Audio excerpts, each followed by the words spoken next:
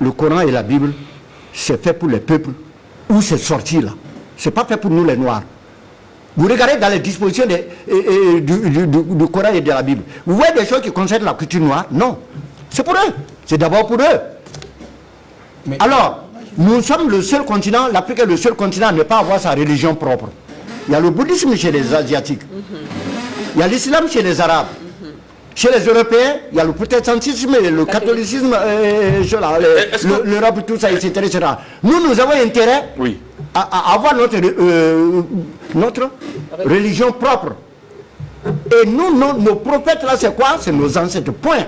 Donc les autres religions ont déteint son nom. Écoutez, vous savez, la colonisation n'a pas été seulement économique, politique, militaire. C'est à tous les Ça a niveaux. été à tous les niveaux. Surtout religieux, les gens n'en parlent pas. Les religions, là, importaient l'islam, le catholicisme, les protestantisme, tout ça, ça a détraqué la culture africaine. On nous a fait jeter nos fétiches. Regardez ici. Discours de Léopold II, roi des Belges en 1983. Qu'est-ce qu'il dit? Allez-y évangéliser l'Afrique et en vous inspirant des intérêts de la Belgique. Ah, ils connaissent, les nègres là, ils connaissent déjà Dieu. Ah, donc, il ne faut pas aller dans ce sens-là. Votre rôle essentiel, c'est de veiller à les désintéresser des richesses dont regorgent leur sol et leur sous-sol, pour éviter qu'ils s'y intéressent.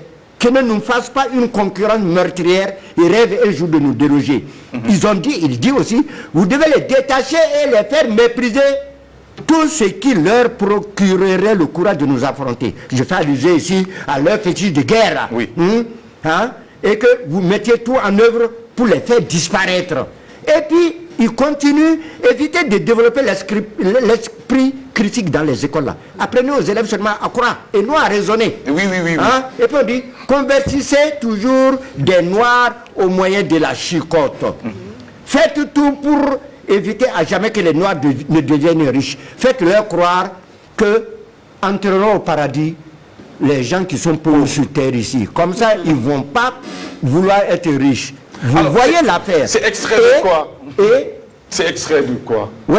Discours de Léopold II, quand il a réuni les évangélistes là, pour venir en Afrique. Pour les envoyer les missionnaires. Oui, les missionnaires. D'accord. Et puis chanter chaque jour qu'il est impossible aux riches d'entrer au ciel.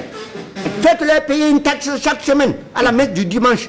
Utilisez ensuite cet argent prétendument destiné aux pauvres là et transférez ainsi vos missions à des centres commerciaux florissants.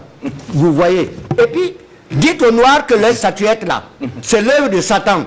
D'accord. Confisquez-les et allez remplir nos musées avec. Faites oublier aux Noirs leurs ancêtres. Et, vous voyez, donc ils ont réussi leur œuvre. Ça veut dire qu'ils connaissaient la puissance de l'Afrique aussi. Il convient que nous nous réveillons pour savoir que nous devons faire un retour aux sources. Parce que sinon, dans 50 ans, 100 ans, notre culture va disparaître. Un retour aux sources.